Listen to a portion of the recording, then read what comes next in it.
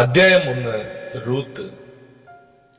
ന്യായാധിപന്മാർ ന്യായപാലനം നടത്തിയ കാലത്ത് ഒരിക്കൽ ദേശത്ത് ക്ഷാമമുണ്ടായി. യഹൂദയിലെ ബെത്ലഹേമിലുള്ള ഒരു ആൾ തന്റെ ഭാര്യയും 2 പുത്രന്മാരുമായി മോവാബ് ദേശത്ത് പരദേശിയായി പാർപ്പാൻ പോയി.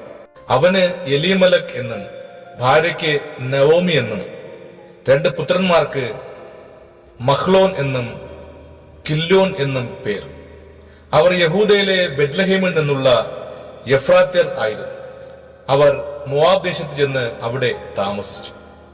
എന്നാൽ നവോമിയുടെ ഭർത്താവായ എലീമലക്ക് മരിച്ചു. അവളും 2 പുത്രന്മാരും ശേഷിച്ചു.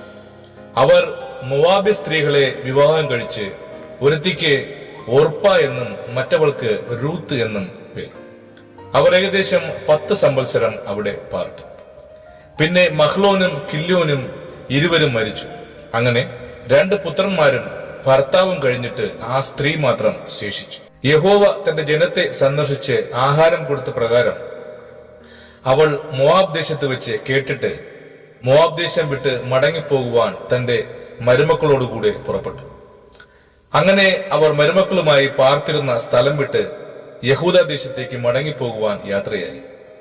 എന്നാൽ നവോമി മരുമക്കൾ ഇരുവരോടും, നിങ്ങൾ താന്താന്റെ അമ്മയുടെ വീട്ടിലേക്ക് മടങ്ങിപ്പോകുവിൻ.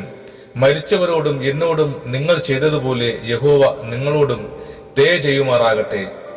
നിങ്ങൾ താന്താന്റെ ഭർത്താവിന്റെ വീട്ടിൽ വിശ്രമം പ്രാപിക്കേണ്ടതിന് യഹോവ നിങ്ങൾക്ക് കൃപ നൽകുമാറാകട്ടെ എന്ന് പറഞ്ഞു അവരെ ചുംബിച്ചു. അവർ ഉച്ചത്തിൽ കരഞ്ഞു. അവർ അവളോട്, ഞങ്ങളും നിന്നോടുകൂടെ നിന്റെ ജനത്തിന്റെ അടുക്കൽ പോരുന്നു എന്ന് പറഞ്ഞു. അതിൽ നവോമി പറഞ്ഞത്, എന്റെ മക്കളെ, നിങ്ങൾ മടങ്ങിപ്പോയിക്കൊള്ളുവിൻ.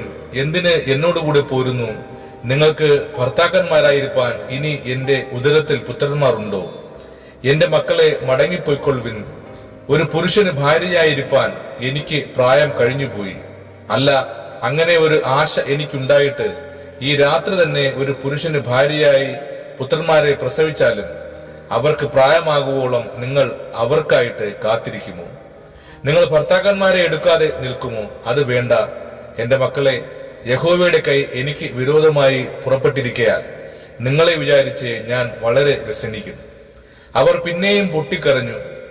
ഓർപ്പ അമ്മാവി അമ്മയെ ചുംബിച്ച് പിരിഞ്ഞു. രൂത്തോ അവളോട് പറ്റുന്നു. അപ്പോൾ അവൾ, നിന്റെ സഹോദരി തന്റെ ജനത്തിന്റെയും തന്റെ ദേവന്റെയും അടുക്കൽ മടങ്ങിപ്പോയല്ലോ, നീയും നിന്റെ സഹോദരിയുടെ പിന്നാലെ പൊയ്ക്കൊള്ളുക എന്ന് പറഞ്ഞു. അതിന് രൂത്ത്, നിന്നെ വിട്ടുപിരിവാനും നിന്റെ കൂടെ വരാതെ മടങ്ങിപ്പോകുവാനും എന്നോട് പറയരുതേ. നീ പോകുന്നിടത്ത് ഞാനും പോരും, നീ പാർക്കുന്നിടത്ത് ഞാനും പാർക്കും.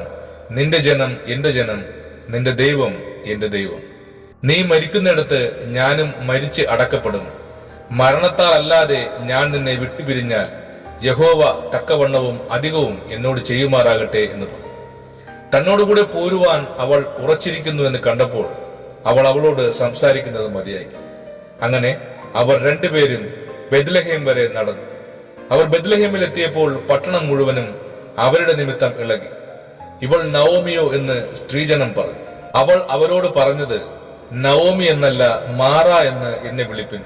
സർവശക്തൻ എന്നോട് ഏറ്റവും കയ്പായുള്ളത് പ്രവർത്തിച്ചിരിക്കുന്നു.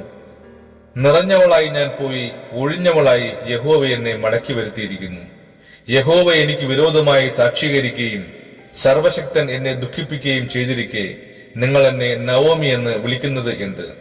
ഇങ്ങനെ നവോമി മോവാബ് ദേശത്ത് നിന്ന് കൂടെ പോന്ന മരുമകൾ രൂത്ത് എന്ന മോവാബെ സ്ത്രീയുമായി മടങ്ങി വന്നു. അവർ യവക്കൊയ്ത്തിന്റെ ആരംഭത്തിൽ ബെത്ലഹേമിൽ എത്തി. ആമേൻ.